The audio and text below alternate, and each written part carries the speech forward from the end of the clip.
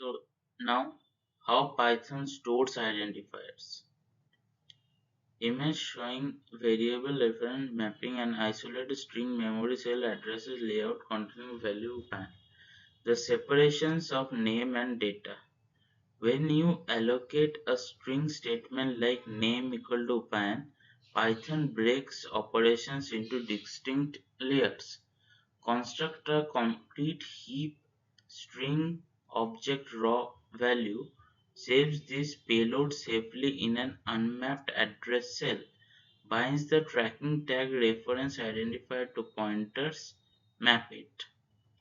The pointer references the target address, it does not counterize it, and name equal to upan.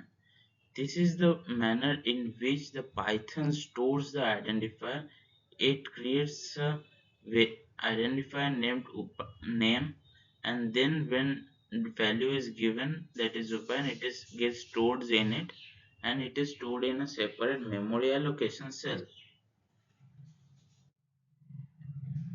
Aliased lookups and shared ref blocks. Parallel references. Python aggressively optimizes application performance by consolidating duplicate immutable lookups. When executing b equal to a, the environment points both distinct string keys onto exact same reference location block. A equal to 50, b equal to a. Both keys share one central object block. Here the memory location of A and B are separate, but the values are stored in the same thing because both the keys share one central object block and the memory slot. Validating memory via ID. Uniquely identity identifiers to verify if multiple distinct reference name ties into same location block. Under the hood, pass the keys directly into the ID function. This returns the precise baseline memory cell address integer if offset currently tracked by the virtual image engine machine loop. Here x equal to 100, y equal to x. I print id of x, and this will come as it. Print id of y. This will show same number again because both of them have the same memory allocation, and both of them shares the same id too. Demythicizing namespace. A namespace is a fundamentally structured like a mapping table dictionary that logs text identifier names on the left, pairing them with a corresponding memory destination object on the right.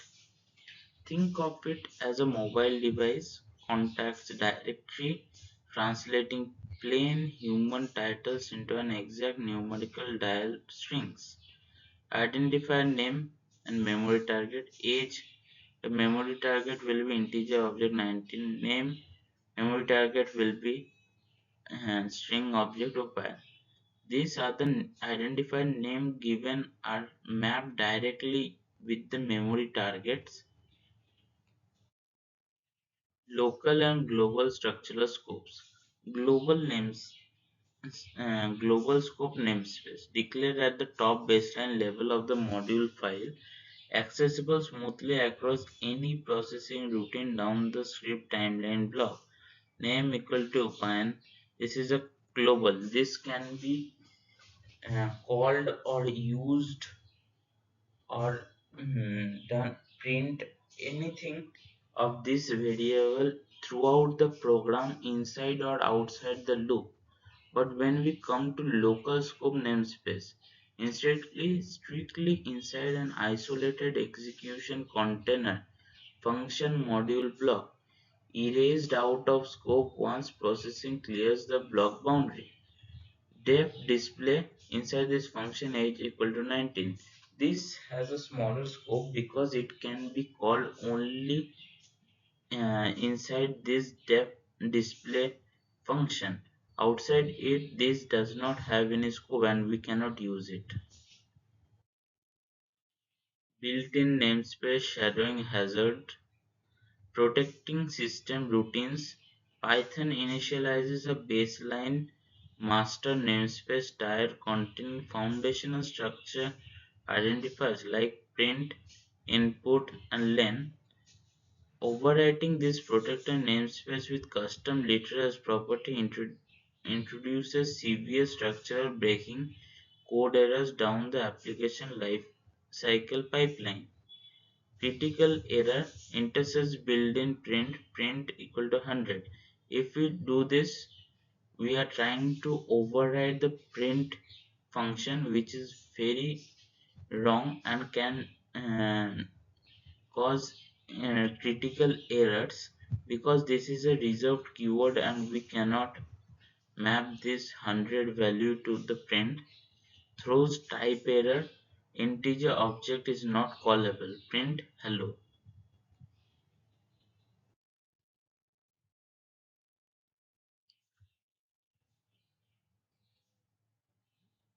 Enterprise identification guidelines.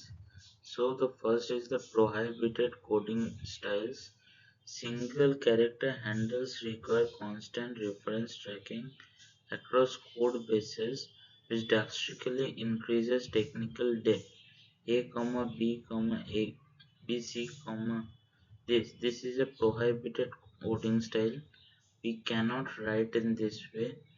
This uh, actually we can write, but it will lead to some understanding errors and standard compliances. But if we write in this enterprise standard complies, explicit naming schemes instantly inform team system engineers exactly what asset or context parameters the bound cell represent, such as student name, total marks, employee salary. This represents this tells us that this student variable will store what this will store, and what this will store.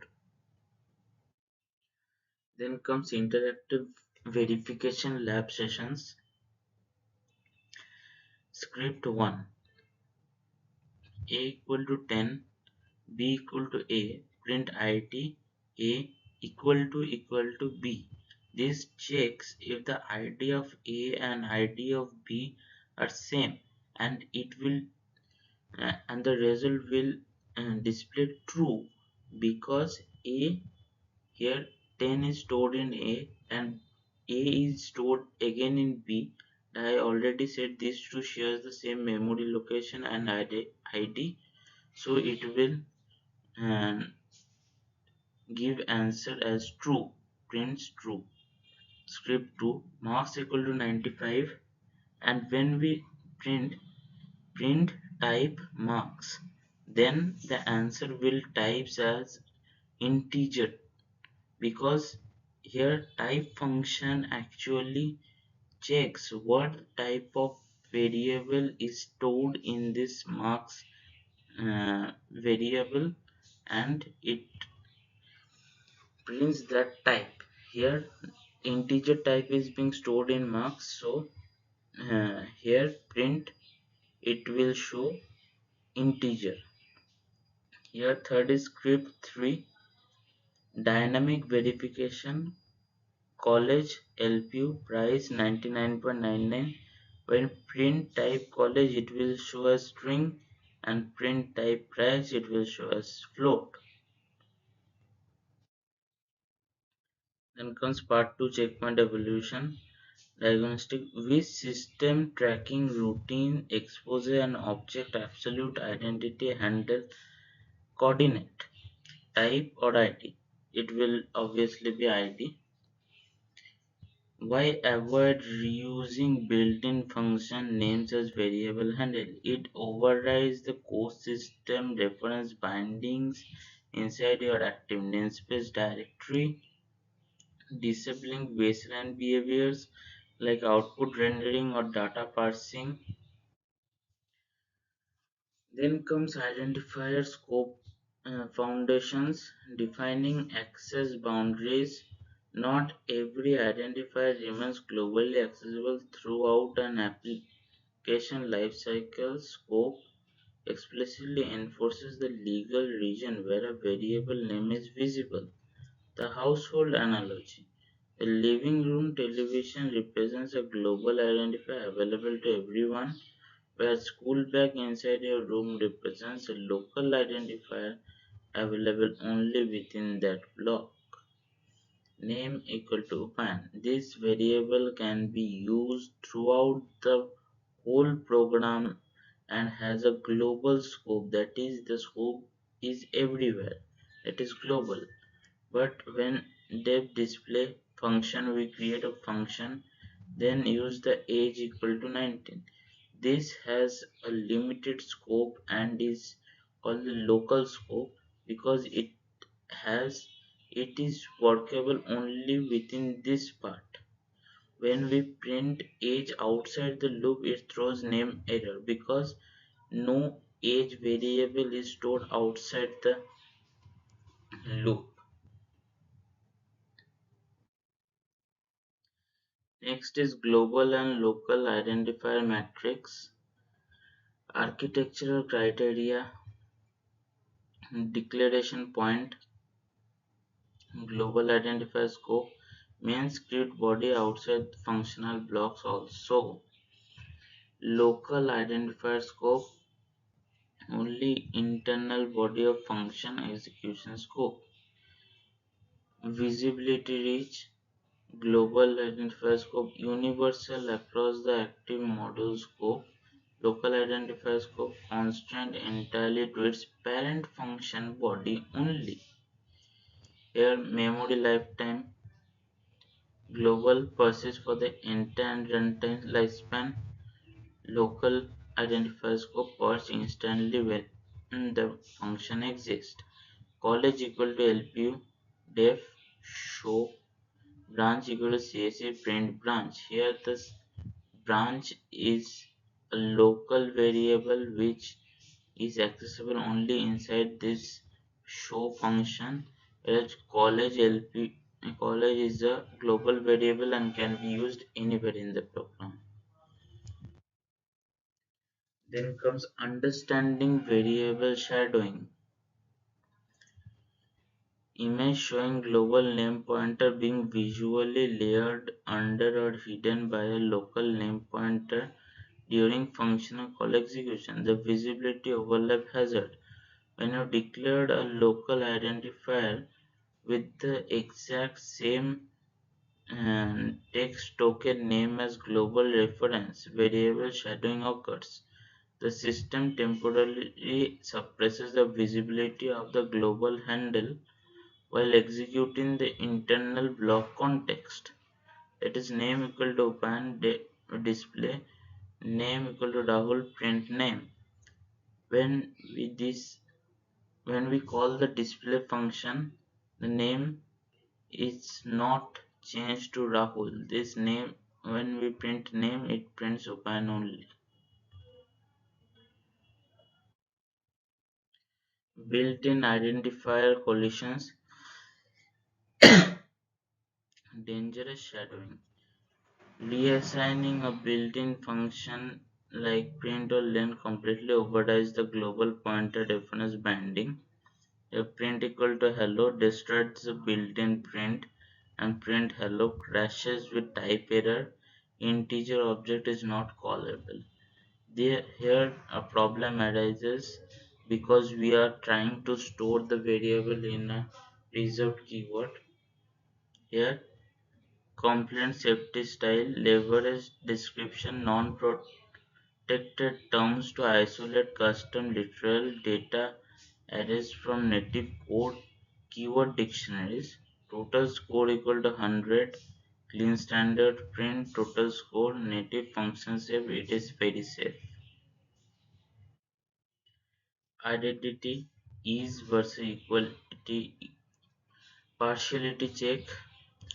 If single equal to is a partiality check, evaluates whether the content payload stored inside two reference targets match scalar calculation value a equal to a matrix is given, b equal to a matrix is given. Here print a equal to b.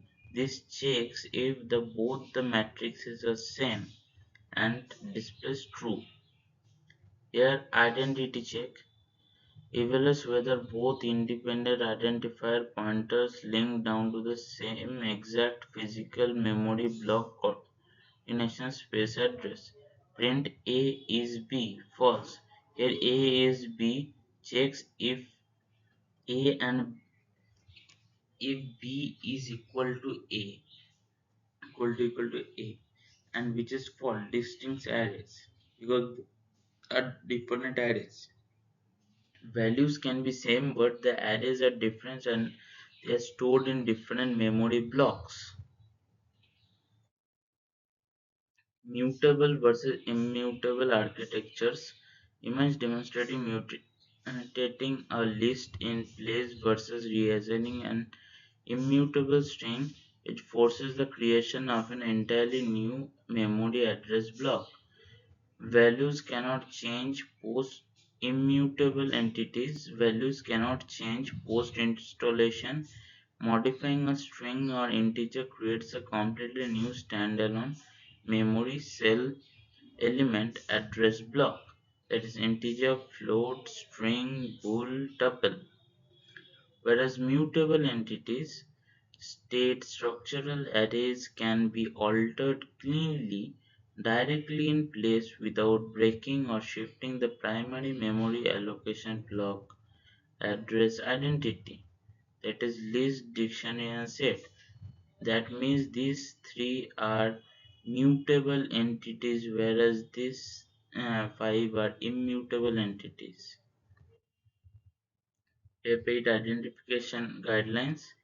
Meaningful code ensure variable structure contextually self-document intent, that is student name, standard snake, link variable statements using downcase terms with underscores, total underscore marks, avoid blot, the key identifiers while maintaining operational clarity, the dash age of the dash user, constant upper signal immutable system properties with full block capitals. These are the identification guidelines of naming.